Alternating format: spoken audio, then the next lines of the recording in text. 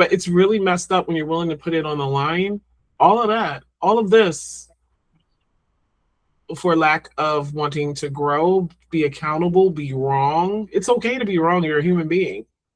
Right. So many people gave him grace, gave him every opportunity to explain himself, to maybe backpedal, to maybe, fully apologize, to take accountability, to in any way acknowledge the severity of the situation. He had not one, but two, but three, but four opportunities to do that before everyone collectively said, no, we're done. Exactly. We're done.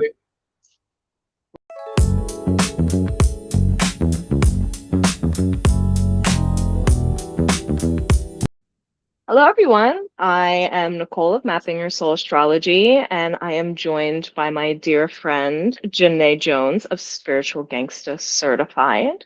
Hi, everybody. I'm so happy to be here. So lovely to see you, Nichole. You as well. I have been searching for the perfect project for us to launch together, and we've had a bajillion ideas. We actually filmed a full podcast before, but then it ended up hitting a little bit too close to home and personal. We're going to still put it out. We're going to still put that out, though. Whenever, but we'll archive it for now. It was just so wonderful to have that open conversation, collaboration, and the chemistry was so good that I'm like, we need to do something, right? And with this Steven Forrest situation, for lack of a better word, you and I really came together and talked about the impact on the spiritual community as a whole, on the astrology space. And I talked about how fundamental his reading has been for so many astrologers learning. And I think that we should start a club where we talk about different astrology texts and digest them astrologer to astrologer, and go over it. And what better book to start with than Steven Forrest? The Night Speaks: How Astrology Works. We encourage everyone to buy the book, read it for yourself in full. You can take it out from a library if the library has it too, but no, I will not sit here and, act as if I don't think it's helpful, but we do want to take a look at it. I don't know if a lot of people are necessarily familiar with the work as much as the name, younger people just getting into astrology and things like that. So I think this will be helpful. I think so too. And, when I think to put this into a greater context, to be fair to Steven, because you and I are both on the same page of he can be canceled, I guess. He canceled himself. It is what it is. The lack of accountability that followed the podcast and the refusal to even acknowledge the harm that was caused. He did it, on his own accord. And what was progressive in the 70s is not necessarily progressive today. What was progressive in the 90s is that's how time is supposed to work. That's how it's supposed to. Yeah, it's so weird. I thought I had shown my kids every old movie from us growing up. I was born in 1980, so I got the entire 80s and then the 90s. However, more and more I realize when they see movies that they didn't see, just their responses to things. These are kids born in the 2000s. They're to a lot of things. So exactly what you said. Exactly 100%. Yeah, and so that's why I want to give him the flowers that he deserves, because I have all of the books on my library are all astrology. There's not another subject that I have here. So when I pull books from the 50s, for example, I am seeing things that are extremely fatalistic. They're saying if you're born with Moon square to Mars and you have an anger problem, you're going to die alone because nobody will ever put up with your anger issues. And when we had evolutionary astrology hit the scene and the boom of astrology in the 70s, pioneered by Steven Forrest and his contemporaries, this is where we get to see like you can actually evolve past Yeah. these lower expressions. You can transcend. And this coincided with modern psychology at the time, also coming into this very evolutionary phase, into the space of therapy is available. We can make these changes. We're not Right. consigned to this trauma. There's help available. And astrology kind of in line with that. So he brought a lot to the table in terms of accountability, in terms of evolution and growth, which is why it was so doubly heartbreaking Yes. to see his career kind of come to this point. Very much so. I agree. It was unfortunate because I was not looking into this situation like, oh yeah, we must cancel this man until I looked into everything. And it's like I did my due diligence, and the more I looked into things, there was still a space for apology and growth that like I had, right? So I was expecting that. I hold people to the same accord. It doesn't matter how old they are. Uh it really doesn't matter. Doesn't matter your age, especially. I feel like some people think that, oh, when you get old, like old people, they're just stuck in their ways. I've literally seen that not be true. Right. Literally. So the lack of accountability you're talking about. Well, I mean, especially when we consider the line of work that he's in and Yeah, the people he surrounds himself with, like every tool has been at his disposal to come absolutely. to a place of understanding. And, you know, that's kind of the issue when we put people on a pedestal is they find themselves insulated. Yes. There was a podcaster, and I can't remember the name of it, but there was a viral clip going around of him talking about it. And he's like, I removed myself from Instagram, from Facebook, from everything, not because of the haters, but because of the fans, because that was a poison to Wow. me to hear like, oh, you're doing God's work and you're doing so great and I love what you're doing. You have to keep going. That was hurting me so badly because it was insulating me and it was making me think like, oh yeah, like I am doing God's work and you can't tell me anything. And it was hurting me and it was hurting my Wow. relationship with God more than helping. So I think that unfortunately maybe that might be playing a role, but I do want to say for me personally, and I hope that this isn't a controversial thing to say. Correct me if it is, but what he said, the word that he used was abhorrent. It was terrible. Never should be said ever. Not in a personal setting. In a personal setting, it could be illegal. It could be hurtful. It could be hateful. It could be a casual slip, maybe, depending on the Right. context. In a personal setting. In a professional setting, the reason that this was such an issue is because there are ethics in astrology that we need to uphold.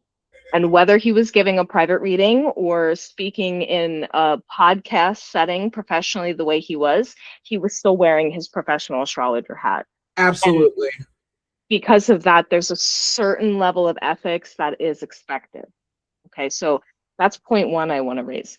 Point two is that I've seen a lot of like, it's a witch hunt, it's cancel culture, everyone's just out to get him, and they're too sensitive by one single word. And so this is the part that I'm worried might be controversial. Okay. It wasn't necessarily the word itself that was the terrible, awful part. Should he have said it? Is it a terrible, awful word? Yes, obviously, right? Like maybe we could have extended him the benefit of the doubt given the years of goodwill he had built within the community, right? It was the following up of the rewriting of the history of the KKK to a disgusting level based Yeah. on a family lie that he never bothered to fact check, given all of the tools at his disposal for free on the internet to do so.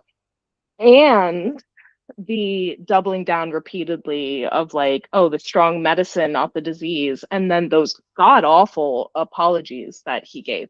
My goodness. We gave him every benefit of the doubt. He was tagged and asked, like, hey, what did you mean by this? Because He was given the benefit of the doubt by the UAC before withdrawing his spot and then allowing him to voluntarily withdraw. He was given every benefit of the doubt. They even said, like, we want to give him the opportunity to speak publicly, right? So this wasn't just an immediate witch hunt cancel culture situation because we heard a word we didn't like. It was the word we didn't like, plus the KKK, plus the doubling down, plus the bad apology, plus ushering Ricky out to do this god awful follow up apology. Yeah. It was a pattern. And once we see a pattern established as astrologers, which is our whole entire job, it's hard to ignore. Absolutely. Absolutely. He doubled down and everything compounded. Now, I will say this. I do think people are allowed to kind of think of things in their own way. Like if some people are just like, no, F that. Just that word canceled, right? Right. I guess I expected more not only from him, but some of the people, I guess, around his age already in the astrological community. I'm friends with a lot of people on Facebook who are part of the astrological community. And just this, it wasn't even just watching him, it was the people around him, because it's very, very tone deaf. And my whole thing is, I do believe people can redeem themselves, but I only personally accept apologies that come with changed behavior, understanding, actual care and concern for the impact and the hurt caused. I don't like these, oh, well, you can call me racist, or I have a black friend, which do we even have to get into? I don't want to feel. No, I think that one's obvious. And I don't want to make it seem like the word isn't bad enough to cancel somebody, because that word alone, without the rest of it, would have been bad enough to be like, hey, you're accountable for this. Can you speak on it? Right. But it was the word in addition to, in addition to, in addition to, that wound up into this point where the biggest organizations and the largest voices within the younger astrology community, like Chris Brennan, like Johnny Nichols, is to, in effect, not cancel him, but force him into retirement. I think, for lack of a better way to put it, it's time to step down. It's time to step away. If you can't tell when you are being called upon in good faith and in earnest by people around you, people that actually respect you, whose work has been a part of their astrological journey, I don't know what to tell you. You do deserve to sit down, step back, or whatever, because something is not gelling. But some people are saying stuff like this too, which I'm not surprised. It makes a lot of sense that maybe it's like you always needed to step down, but because of your thoughts and your feelings, but you getting older perhaps makes it harder. Then I'm seeing stories. I can't testify to the correctness of them, but I'm seeing different people share different experiences. And I'm seeing other little slips, similarly, not using that word, but what a person says tells you what they think. And when you constantly hear things that make you go, that's problematic. And if you don't care because, oh, I'm freely self-expressed, or I'm an adult, every time I say I'm an adult when I'm talking about something, I think of that SNL Throw It on the Ground, Lonely Island sketch. I'll have to give you, if you don't know the reference, I'll have to send it to you. But I took it and threw it on the ground.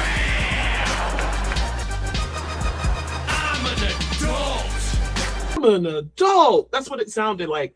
Okay, well, adults should be accountable for what they stand on, what they speak.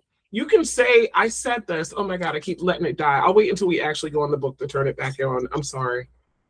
And the irony of Mr. Astrology for Adults flipping up like this and refusing to take any grown-up accountability is just, it's wild to me. And it's very eclipsy, right? It's right on time. Immediately after. And it's funny because the podcast actually launched, right? 10 days before this whole exposure happened. So Right? So it was like it waited until the node shifted into Leo at that anoretic degree to be like, whoop, no, here we go. And 2026 has been such a wild roller coaster for the entire Absolutely. world of people with Leo Pluto just kind of really exposing themselves. Their mask has come off. It's been a really point of disillusionment, I think, for a lot of people in a lot of spaces. I mean, we see the MAGA movement completely chattering, right? And that egregor was so strong, I was genuinely concerned that it would never snap, it would never break. Yeah.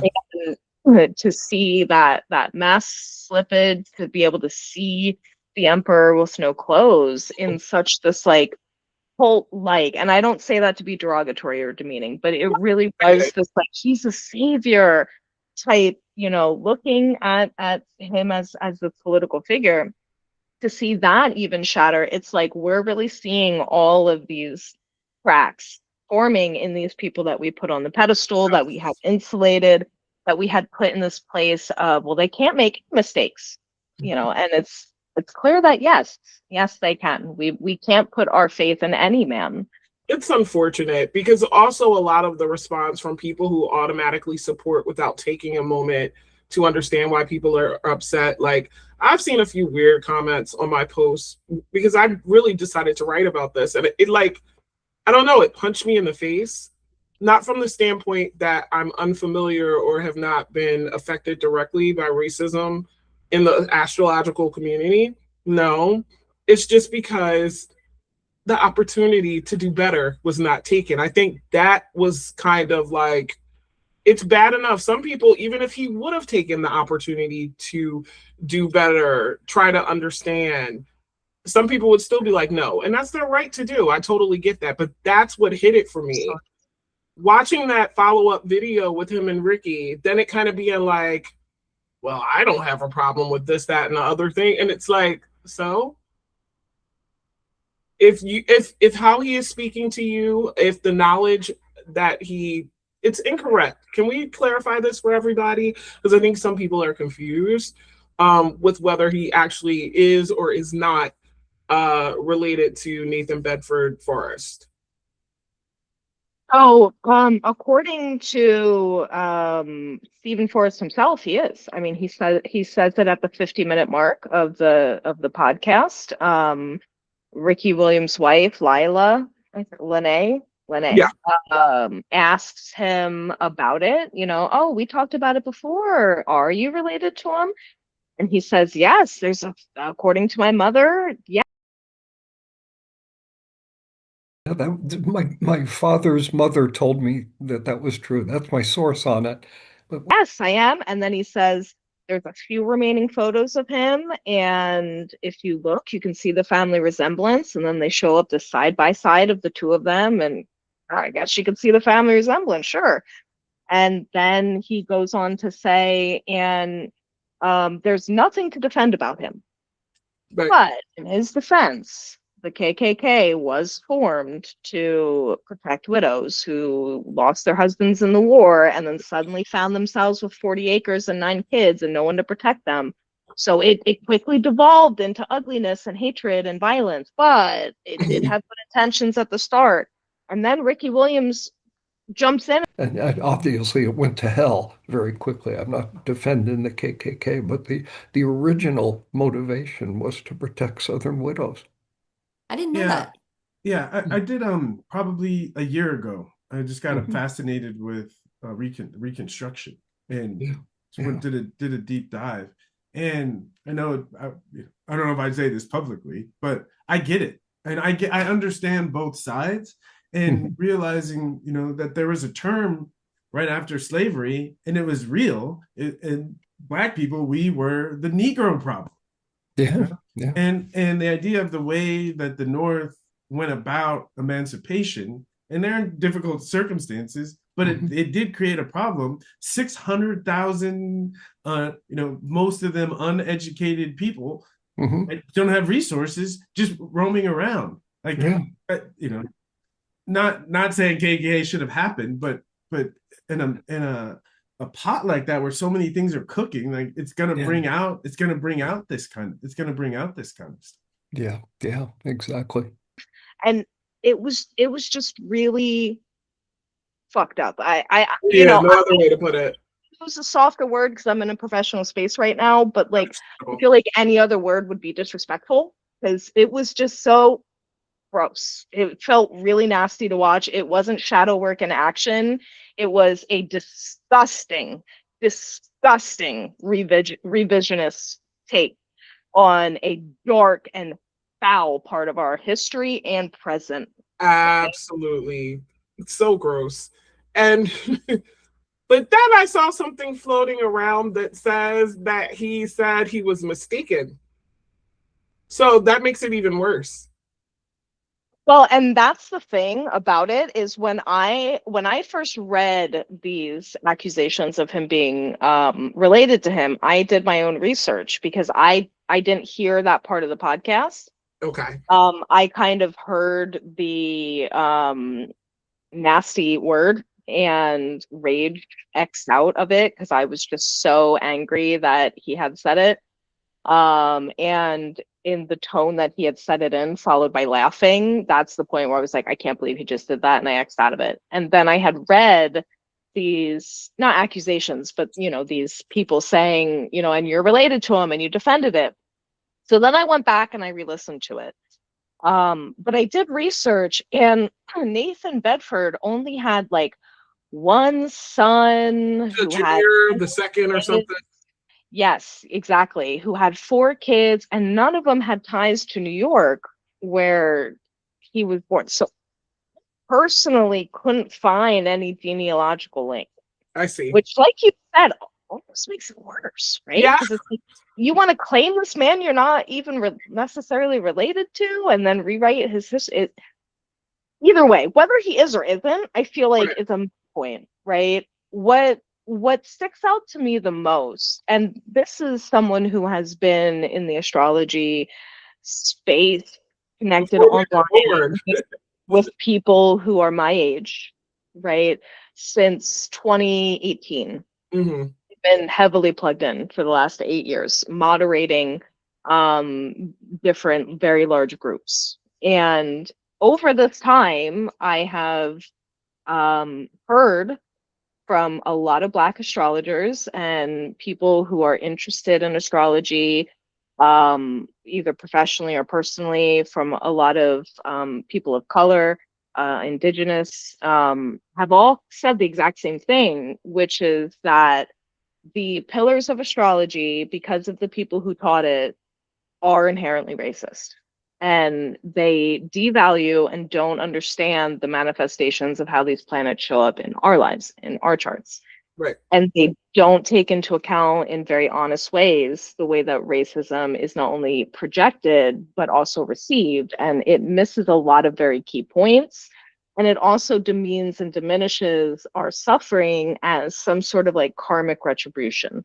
Yeah. And everything about it is steeped in ingrained racism, maybe not overt racism, right? But there are hints of it. And I have always said, a great point, that's a valid point, totally see what you're saying there. And then there's also the arguments from all these people saying, oh no, you're just seeing racism everywhere. You know, that's what you want to look for, so you're going to project it, and you're just sensitive, and gaslighting them out of this. And now we see, the second we have the node shift into Leo and Aquarius, that no, actually, here is a lip reader who wrote and coined certain elements in astrology. You be so like about it, but damn, like, how much more obvious can it be? Yeah. How much more obvious? How much more obvious? Right. I feel like if you are one of the people who doesn't take all these different things into account because of your love and your support for Steven, then I don't view you as a person that has the sort of understanding I think you would need to not only ethically practice, teach, whatever astrology, but be around Like I am way past the age of trying to reform thinking, especially, this nodal shift is special to me because it's like a midway point between my next nodal return. So like I have a 29-degree nodal axis, North Node Leo, South Node Aquarius. And I kept thinking to myself, me that launched my brand and came out of the astrological closet when I had my nodal return in 2017 would not believe what I'm seeing now or what is happening now. That's why I felt so compelled to speak on it. Yeah, and I loved your article. It was so well written and very, very laid out. And if you'd like to repeat or surmise any of that here for listeners who have not been, we will link it in the description. But just for anybody who may not have read it, I'd love to hear you give a. The thing that stuck out to me is something similar because like a week before this happened, I happened to be on Facebook. This isn't even astrology related. I'm just trying to parallel some things. Sure. My friend Marie says on a post, like, all I see is men posting, it was different things like booty cheeks, honestly, violence and anger. And she's like, what in the world? So some other guy's like, well, I post important things. So I go to his page. I don't scroll down too long. And he's posting this. I don't even remember what the caption was, but he's posting an R. Kelly song. Now, I always sound like the controversial person for this for some reason. I can't believe like that's how people think in this world. But because the majority, the bulk of R. Kelly's music is sexual, romantic, or whatever, in my head, I don't care how much of a part of the soundtrack, the background to my life. Like there's even Aaliyah songs I don't listen to, even though technically he produced them, some of them. Because he's on them. Like you were lusting after children. I can't listen to sexy songs from some MFer. Lusting after children. Are you kidding me?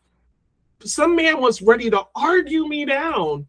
And he immediately is like, so what do you say about Thomas Jefferson? I'm like, where the hell is Thomas Jefferson coming from in this conversation? As if I should have some automatic respect for him.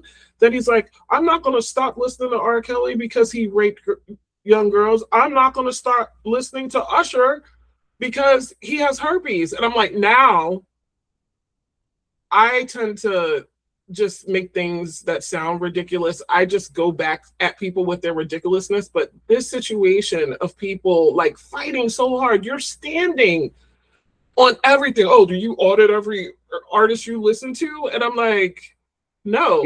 Actually, I do. I mean, I don't per se, not to this extent, but what I'm saying, this is obviously so heinous to me.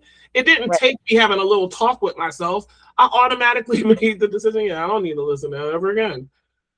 And this person's arguing. So it's the same defense, just in a different way. When it's celebrities, when it's people of note, when it's people that people look up to, love, sometimes it can be a little cult following with some people, but in general, people don't like to see their heroes fall. And what struck me is when I posted the first article that I wrote, which wasn't even about Steven Forrest, I was just explaining how I came across the new information. That's old information, technically, since it's from 2013, was based on the fact that I was trying to figure out what the heck was going on. I just happened to go online and people are mentioning him, but I didn't know what happened.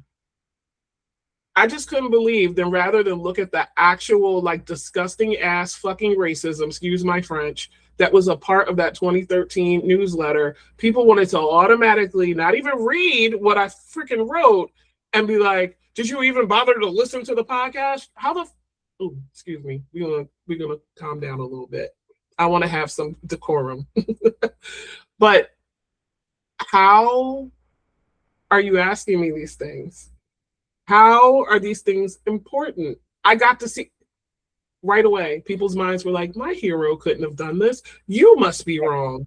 Like my brain works very well, y'all. Like I know what I am doing. Taught so many people. So they feel like if I admit my teacher's wrong, then that means I ate fruit from the poison tree and everything I say is going to be wrong because of it. And it's like, no, it doesn't work that way. No, it doesn't. And that fear is so weird. Like, I'm sure while I can't forget things that I've learned or necessarily not apply knowledge in the moment. But I think this is a bigger conversation about what is underneath a lot of these teachings. I've seen so much. First of all, I went back over the threads. I don't really be over there. So I'm trying to make more of an effort because people ask me to. And I'm seeing so much good information. People are actually diving in and wanting to understand where some of these thoughts come from, taking it back, looking at theosophy. It's fascinating to see this many people digging, and it's a shame that something like this had to happen to be the catalyst. Yes, I agree. This should have been a conversation so long ago. Indeed. This should have been something that we had been on. And the fact that it's just coming into the light now is sad, quite frankly. But there's going to be a lot of growth from it, and ultimately I hope that we all as a community kind of circle back to the core ethics of astrology, which is create a safe and non-judgmental space for our clients who need us to give them that.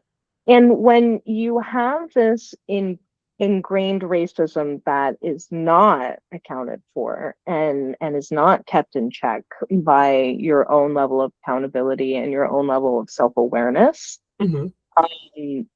you're not providing that safe space. You're giving advice from a place of judgment. You're giving advice from a place of assumption. You're giving advice from a place that's unattainable to reach because you don't fully understand and have empathy for the people that you're sitting with and connecting with. So when we are sitting with our clients, we need to be able to give them a place that is genuinely supportive, non-judgmental, and helpful, and doesn't leave them in a place of fear and doesn't leave them feeling helpless.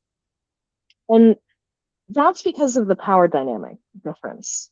They're completely letting their guard down. They're being completely vulnerable with us by sharing the most precious thing that they have, their natal chart, right? This is the most private, personal piece of information out there. And entrusting that to someone to look at your soul from an objective perspective and give feedback on that. And that power shift, that power dynamic alone, it's like a high school teacher with a student. You can't give these inherently racist things to them. You can't give them these sexual messages. You can't have a sexual relationship. You can't cross these boundaries because of that power dynamic shift between astrologer and client. Now we compound that further by being not only the astrologer to client, but the astrology teacher to student.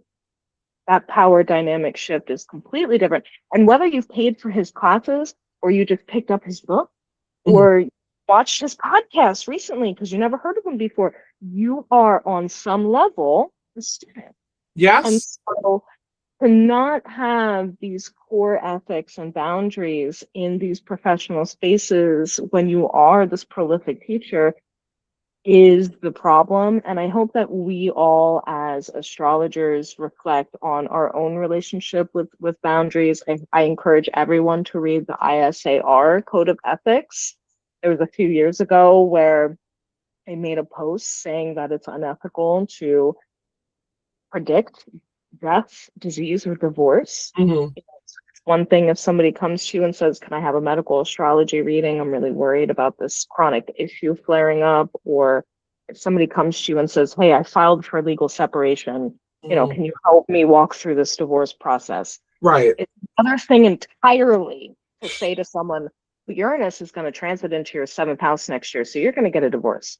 Yeah, listen. Fear. The way that I approach any sort of talking to anyone, be it through coaching, astrology, anything that I'm trained to do, I take it from the perspective of what's helpful and healthy. And how in a world could anybody think that's a good thing to do? I question then your values and your morals, because if you want to be that sort of shady person that wants to make a person dependent upon you, that's manipulative. My thing is, it's my job to help be on the journey with a client or a student to help recognize, because I truly believe that the answers to people's problems are within them. They just may have difficulty reaching them. That's why we have therapy and different things that we can do.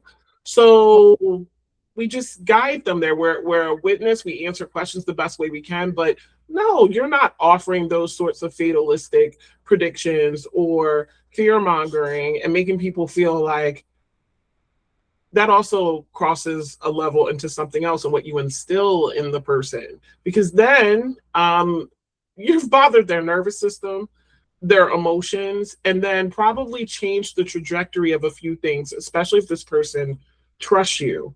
Our relationships with clients and students are predicated on trust. Period. Exactly. Yeah. Exactly. And once you cross that line, once you break that trust, it's shattered. And so I think we should start. I'd love Sure. this one. You're I think we should fine. start reading. I just realized this is the first edition. Okay. Girl, I saw you get your books and I was like, I love it. I love it. That's what I like to see. So this book, if you want to bring it up on the Kindle, it's counting down. This book is called The Night Speaks, a meditation on the astrological worldview. Trace the wonder of astrology and the human cosmos connection. So this was first printed in 1993 by Steven Forrest. I want to start with the foreword just because I feel like it's super relevant to everything going on. I'm just going to read a few paragraphs. I'm not going to read the whole thing. I really encourage you to buy the book if you want to read Hold the whole on. thing. Oh, that's why. This is the 20. I have the 20. There we go. The foreword's here. I have the 2016 edition, but let's go. Okay. How I got my job. Indulge me for a few seconds. People fly from far away to see me. My waiting list is a year long. Some of my clients have names you'd recognize. Earnest strangers walk up to me in restaurants and say, "Aren't you?" I've been on TV. I've been on the radio. I've been interviewed more times than I can remember. I fly all over the country and I speak to large audiences. I have 3 books about my work in print, translated into several languages. Esquire called one of them truly outstanding. A line from the first book appeared, Honor of Honors, as the answer to a Sunday New York Times acrostic puzzle. So, with that opening topic forward to this book, I feel like that really sets the tone of why this is such a big deal. Like, he couldn't have said it better himself. The next line literally is all that ego adrenaline. Listen.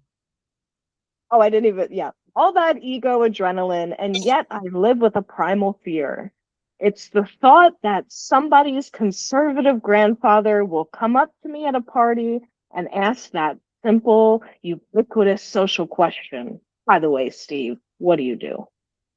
Often I say counselor.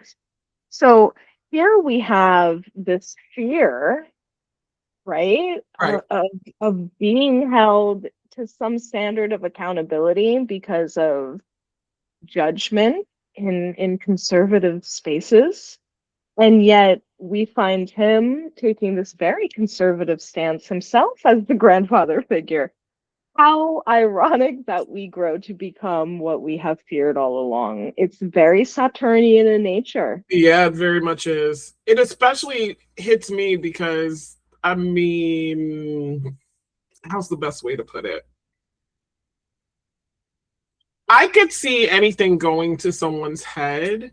I can also see, it's almost like the reason that I thought of this is thinking of those movies in the 80s. It was called, I think, Oh God, You Devil. You know, people selling their souls to the devil for the like material things. And the one thing that stands out here is that even though this is ironic to read, it's not surprising because he was scared of judgment from those conservatives based on probably something like, I mean, I can kind of relate, even though I don't care about conservatives versus, like, I don't care about that. But what I mean is, it probably sounds crazy to say you're a professional astrologer to a lot of people, and conservative people tend to have more conservative religious views. So you're scared of being pointed out, meant to feel outcast in a separate world, right? Right. That's what stood out to me. I'm just kind of like, ooh, sir. Mind you, now you're setting yourself up for just, I hate to say it. Oh God, I don't even know if you should put this in here. I remember a long time ago, people were like, what do you think of us coming out of the Pluto and Libra generation coming out of our square? I was like, Pluto's been on my ass, just in general. But then I thought about the fact that it would be opposing the Pluto and Leo generation. And the first words that popped into my head were change or die. Exactly. Evolve or die. That's the way it's always been. And the irony of him doing evolutionary astrology and refusing to evolve is not missed on me. Hey now. Okay? It's not. Let's skip ahead to page 35. Okay. The fear of astrology. So, in this excerpt, we hear criticism in calculated doses can be a tonic. Without it, falsehoods and megalomania flourish. This goes for systems of thought as much as it does for people. Astrology needs criticism, prospers from it, and can stand up to it. There is, in my opinion, an awful vacuum where astrology's own internal, self-administered criticism should be. I just want to pause and look into the camera and the office moment. Break the fourth wall, excuse me. Criticism that I've been seeing people give, some with a lot of love, and publicly. I've seen people being attacked for criticizing him publicly and stuff. Oh, you should have gone to him privately. Why? People have gone to him privately and tried to talk about it. Chris Brennan tried, right? And I'm forgetting his name. Samuel. Oh, Sam Reynolds definitely. Samuel Reynolds is a very well-respected astrologer from Santa Fe. I lived in Albuquerque for a while, so I've been a fan. He tried to reach out to him privately. I mean, people did try to go. Friends of his, good friends of him, tried to reach out privately, and it was rejected. So, out of change or die, you've chosen die. Die has entered the chat. That's how I look at it. He's gonna die on this hill. This is the hill he has chosen to die on. He would rather do that than say, I was wrong. And again, criticism in calculated doses can be a tonic. And with him saying, don't confuse the strong medicine for the disease, I encourage him to take the tonic of criticism. I strongly encourage it. Yeah. I know I'm a peon in the astrology world compared. You are not. Well, I get what you mean, but I still encourage he take his own advice, not advice. I encourage he take his own advice. Throughout much of the craft's history, astrologers have displayed a disturbing tendency to accept principles on the strength of ancient authorities without testing.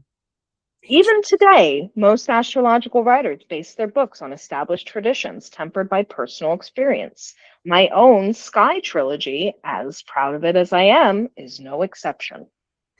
New ideas can be accepted and incorporated into widespread use, merely as a result of a writer's eloquence or personal charisma. This, of course, is not only unfortunate, but dangerous. So again, we see this need to evolve and this refusal to take on new pieces of information as they have come. Absolutely. For what reason? I don't know. I guess it isn't for us to figure out what the reason is, but that is so interesting. I think some people think they're so special. When I think, you know what? I think I hate blaming it on the generation, but I see that a lot. with people from his generation, and it upsets me. But it's not typically this sort of problem, right? You can say that astrology should stand up to criticism and that people are basing their work on antiquated ideas. Well, how long does he think it takes for ideas that he has to become antiquated, or ideas that he was taught before their time is over? No interest in there. Just saying. Right.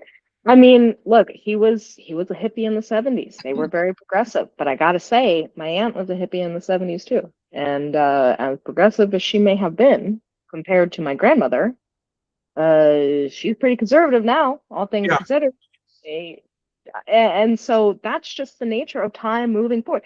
I'm sure I myself will be seen as some crotchety old conservative to my grandchildren, and I hope that that's the truth, because that is how things should go. And I want to have that open dialogue with them where they tell me why that is no longer true.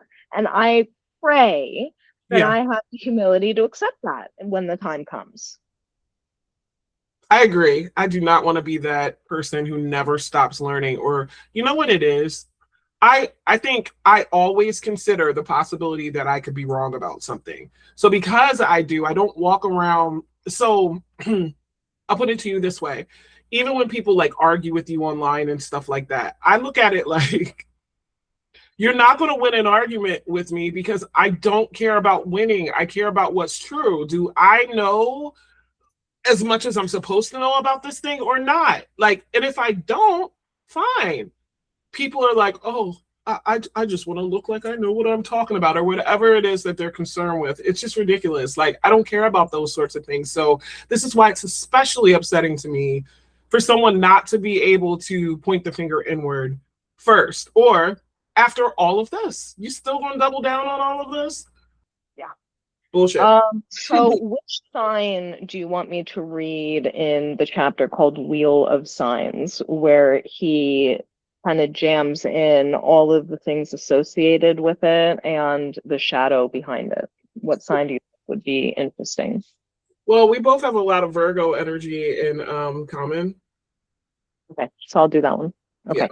So we are opposites here, Pisces. I'm a Virgo, but we do have a lot of Virgo energy in common, which is, you know, why we are on the same page with so many things. The Wheel of Signs. There we go. Hold on. I'm trying to get to it on here. Oh, goodness. Hold on. Okay. I see. I'm at Gemini. We're going to keep going. All right. There we go. We're at Virgo. Resources are clarity, reason, a sense of the ideal tempered with practicality, self-discipline, and helpfulness. The shadow is crippling self-criticism, self-punishment, fussy negativity, and a sense of impossibility.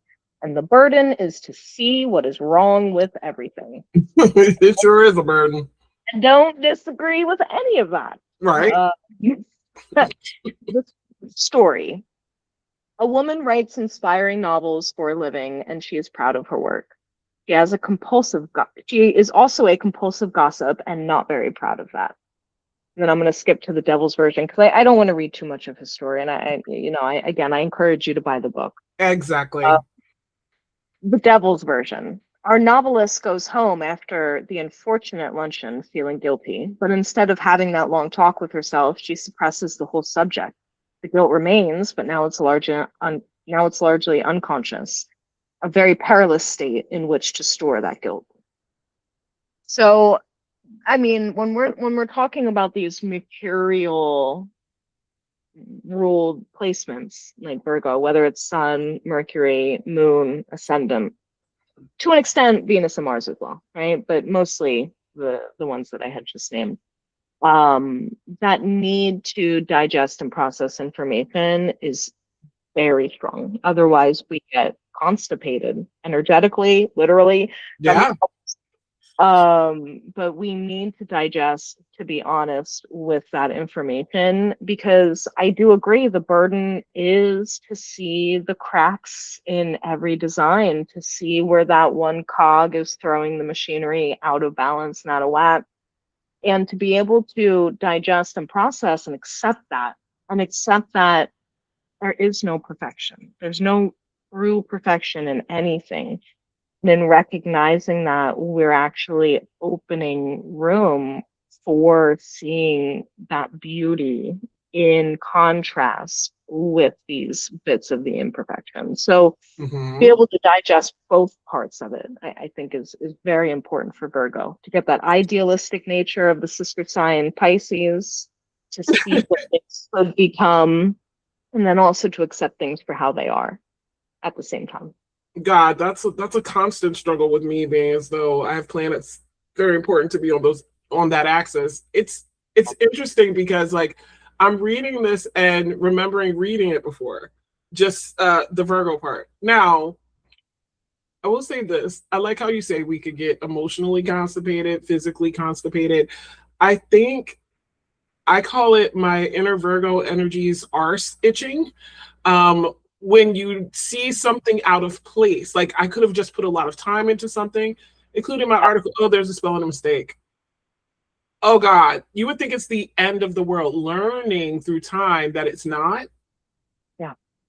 You've got to be able to just kind of give your body and yourself some credit sometimes. There's no perfection. Especially in the realm of AI in 20. Oh my God, yes. As a writer, like, please leave the typo. Please. Like, for the life of me, look, I love to write, like Yes. I spent every day last year, like spending a lot of time writing. A lot of time. I cannot, and I can't explain why, don't ask me. I cannot for the life of me spell the word opportunity correctly. I just can't. I spell OPPER instead of OR every time.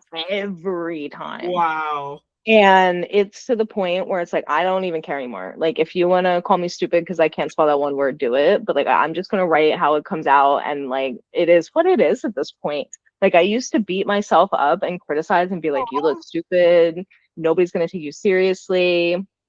And, having a Virgo moon, speaking publicly the way that I am now, it does not help that my mom used to watch every one of my lives doing astrology readings. And at the end of it, she would go, oh my God, that was so good. You only said 34 times. And then the next one, you said 62 times. You have to really watch that. Oh, Wow. you said only 12 times. That was great. And it was like, you're literally sitting here counting how many times I paused for thought before reading a complex natal chart. Are you serious? See, it's so funny that you say that. I haven't said it once this whole entire podcast. It's because it probably was like, oh my gosh, and you couldn't get that off of your mind to stop doing that and made a conscious effort to do so. My mom has a Virgo sun and moon as well, just like me. So wow, that's hilarious. Oh, not that was pointed out, because like my Virgo arse just started itching. Just hearing that, like, just my eye starts twitching or something like that. Like, oh, I will say this too: the pursuit of perfection will kill you, which is why. Yeah. This is another thing. I don't know if we leave it in or out, but whatever. That's why when I first started writing on the internet back in, well, not AOL times. We're talking about, geo sites and all that stuff that a lot of people. Yes, they might not know what I'm talking about, but into this century, I remember, I think it was like 2016 or 2017 when I discovered Grammarly. Because what was I doing? Looking words up, not even thinking the digital way. Oh, you have a dictionary. Oh, you have a thesaurus. I'm like, why does my brain automatically go do it that way? That's because we were conditioned to do it that way. But perfection made me seek out something that would correct me. Imagine that. I already have the sun opposing Saturn, squaring Neptune. I already feel like, oh my God, you have to cross every T and dot every I. Are you sure you've got that right? Like, so it's like, but no, you're absolutely right. People give people grace online as it is, just in writing a status. If you can understand the bulk of what someone wrote, no big deal. Opportunity can be spelled with a Y, where the O should be, for all we care, as long as somebody can understand it. I'm glad you said that, because people are not feeling That's another sentiment from this. Somebody who has had such big impact, who has written so many things, who gets praised for those things, right? They read the work and go, well, I couldn't do that. You know, I couldn't be in that space. Now he's falling, and it's kind of like, just get your message out there, get yourself out there. We need your voice. Yeah, absolutely. And that whole like classist, elitist, everything has to be perfect and you have to say it the right way. I think, a lot of people really came out very vocally against that. Yeah, they did. And it's not seen as appropriate or acceptable anymore. People are very much like, knock it off. You knew what they meant. So as long as you're getting that message out, I feel like that's what's the most important thing. Yeah. Okay. So he's talking about the discovery of Uranus, Neptune, and Pluto because they did not exist when ancient astrology was coined.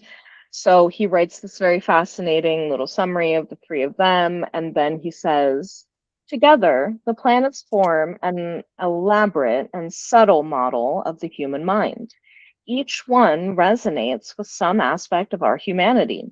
Each, like gods and goddesses whose names they bear, has wisdom and blindness, riches and poverty. Each has lessons to teach and warnings to deliver. All 10 function in everyone, but in different tones and balances, depending upon their actual configuration in the person's birth chart. And they work. Several of my clients have doctorates in psychology. One, a Tauran woman who specializes in working with sexually abused children, told me, one of the things that challenged me was that in the initial reading, you gave me as much information about myself that was useful and practical as I could give someone in a psychological evaluation. And I think that, that's one of the reasons why he was such a founding and prevalent leader within evolutionary psychology is because evolutionary astrology is because he was able to take that psychological edge and apply it to, help people remediate these planets in ways that aren't just like the ancient Vedic way of, wear red or do charity on Sunday, or, it gave real psychologically back strategies in order to transcend some of the more negative manifestations and provided alternative ways for these things to express themselves. You would think that someone capable of pulling these things together to be a help of people, or a help to people, I guess I should say. Right. I know, and I'm not saying that like he remembers every word of every book he's written. I'm sure one can recall some of the things they said, but it's just interesting. I wonder if in retrospect, he looks at any of this now, or could look at any of this now and consider some of what he was saying. I never want to make it seem like somebody didn't contribute something or have a talent or a skill. But it's really messed up when you're willing to put it on the line. All of that, all of this, for lack of wanting to grow, be accountable, be wrong. It's okay to be wrong. You're a human being. Right. Right. And that's what I had said in the beginning, is that so many people gave him grace, gave him every opportunity to explain himself, to maybe backpedal, to maybe, fully apologize, to take accountability, to in any way acknowledge the severity of the situation. He had not one, but two, but three, but four opportunities to do that before everyone collectively said, no, we're done. Exactly. We're done. And again, like you said, other people may have just from that word alone, and that's totally justifiable. Yep. But I'm saying the community as a whole, the astrological community, the organizations, the panels that he was speaking on, gave him multiple opportunities to bring this back around and to regain the standing that he had earned within the community. But he instead decided to trade that for this insulation around the ego. And the ugliest part about this, the shadow that we need to face, is that at the end of the day, cancel culture does not exist. Even Kevin Spacey is back to acting. Okay. he's going to take a break, right? He's going to get benched. We're not going to hear about him on panels. We're not going to hear about him on everyone's podcasts that he Yeah. decided to be kind enough to join. But he's still going to work. He's still going to teach. People are, apologetic enough to be like, well, I mean, if they're going to cancel him over that, they should hear what's over my family dinner. Those people will still go to him. Okay? Those people will still pay his bills well after this cancellation took place. But that doesn't mean that astrology communities and organizations and professionals can't hold an ethical standard that says this is not acceptable, this is not appropriate, and I myself would never. I absolutely agree. There should be a standard held. Regardless of the fact that like it won't change anything as far as some people are concerned, we can still see y'all, by the way. Just saying. But despite that not making a difference, it still is right to have some standards, practices, and this is a morality issue. Like when you think about it too, I know individual morals are important, but how do we align as groups? How do we stand as the astrological community against people who already think what we do is bullshit, right? We speak a language they don't speak. So of course it sounds like gibberish, gobbledygook. And then it doesn't help that there are actual people out here doing things just for profit, not really knowledgeable. But how do we stand as a community against the world that says we're doing bullshit when internally we don't have any standards?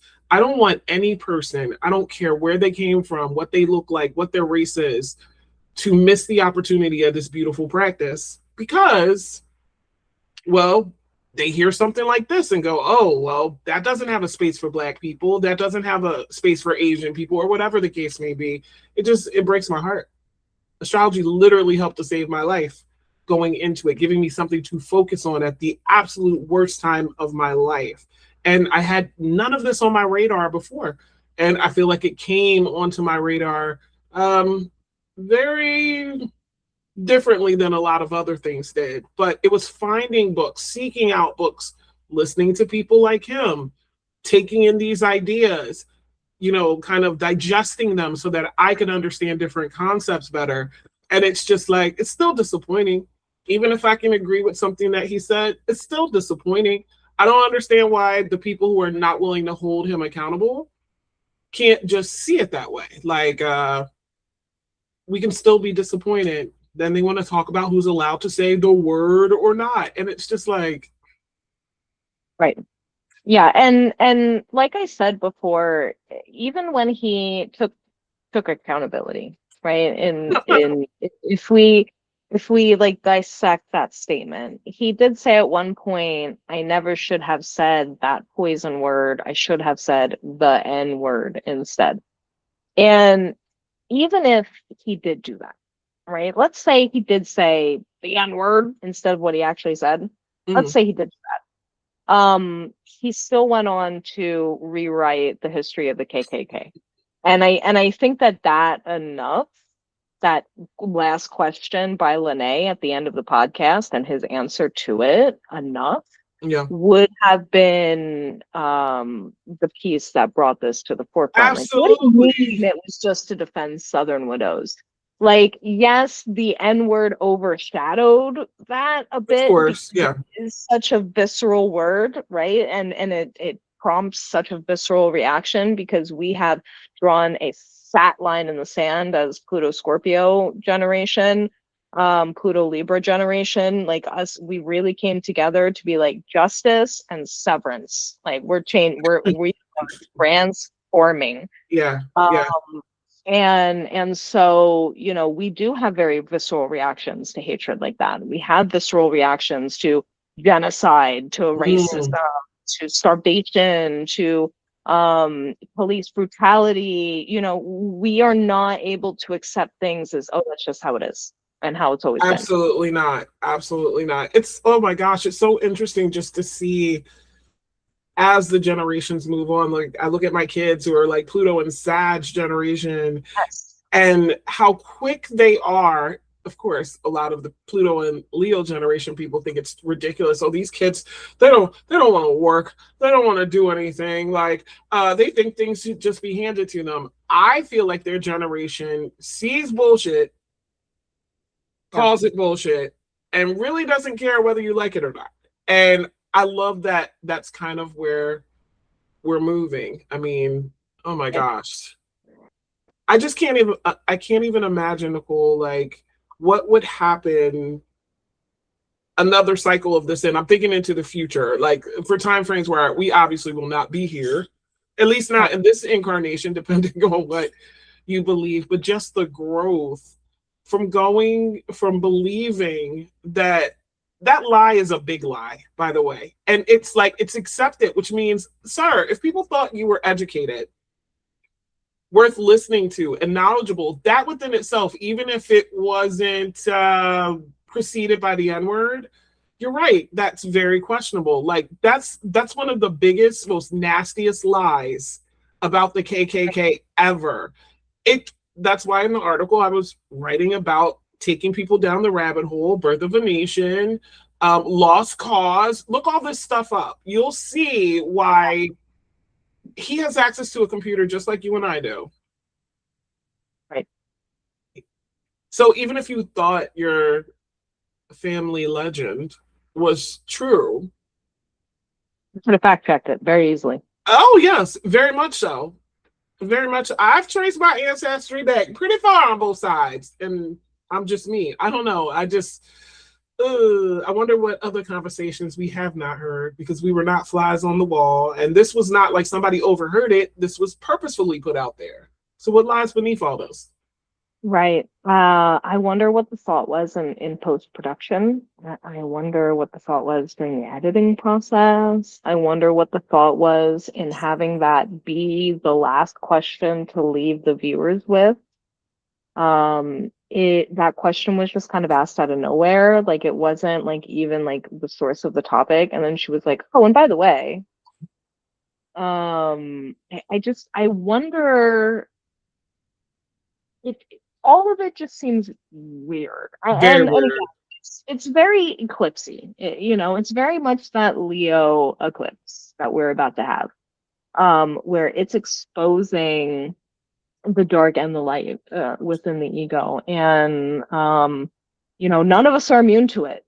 We're all sitting here and really reflecting on that. I don't know how it's hitting you. It's going to be hitting me in a different way than it is you, of course, because of how our charts are set up. But I feel like we're all kind of really acknowledging, like, what's my individual role within this greater society, and how have I allowed my own darkness to prevent me from stepping into that full light? Yeah, absolutely. It's been work, but willing work that feels good And worth it. and worth it. Yeah, at the end of it too. To think that someone would talk so much about evolving and not continue to do so, especially on, I'm just sorry to everybody that felt their heart sank to once again have to see an example of racism and bigotry. Astrology is a space for a lot of people that has helped them understand themselves, to grow, to accept themselves. And it just never feels good because it just feels like, once again, oh, this is another space where I'm not really welcome. And that's what I hate about it. Overall, the disappointment that I'm seeing from people. So yeah. It's heartbreaking. It's genuinely heartbreaking. And it's not even so much the initial action that was so hurtful for a lot of people, but it was seeing how many people came to his defense, the hundreds and hundreds and hundreds of comments. It's like, well, how many of y'all really feel this way, and so that's why, I feel like it's important that a stance of some sort is taken. That's why I was very thankful to see ISAR and UAC and NORWAC and all the other organizations. I'm very happy to see a stance taken, because it's like, once these spaces feel unsafe, it's very hard to come back from that. absolutely. People don't want to be associated with orgs. I've seen all kinds of things now, and well, I will say this though. I do think it gives other people the opportunity to help build the community back up, even if they do so without his participation in being accountable. But it's opening up very important conversations that should have been heard and had a long time ago. Speaking of which, I'd like to plug next week's book, if anybody would like to buy it in advance. Next week, we're going to be reading Post-Colonial Astrology by Alice Sparkley Cat. This one takes a radical look at astrology as a political practice and asks, if astrology is a language, whose language is it? And it actually acknowledges what we've been talking about here, that, you know, this was written mostly by white men. Yeah. And how do we break that down for people who are of color, who are queer, who don't fit into that little box that straight white men tend to write from? And impose on everybody else. That part, yes. Yeah. So I'm really excited to read some excerpts from this one with you and dissect it the way that we did today with Steven's. Janét, thank you so much for your time and for your intelligence and for, you know, bringing the subject to the forefront with me. It's such an important one to talk honestly and openly about. I loved both of your articles about this, so thank you for writing them and sharing your perspective as well. I felt called to. I couldn't even sleep until everything was done. But thank you for this. I love it. So many books to go through, so many perspectives to look at, so many conversations to have. So this has started something great. I appreciate the invite. I'm excited for next week's session. I hope you have a beautiful weekend. Bye-bye. Same with you. Bye.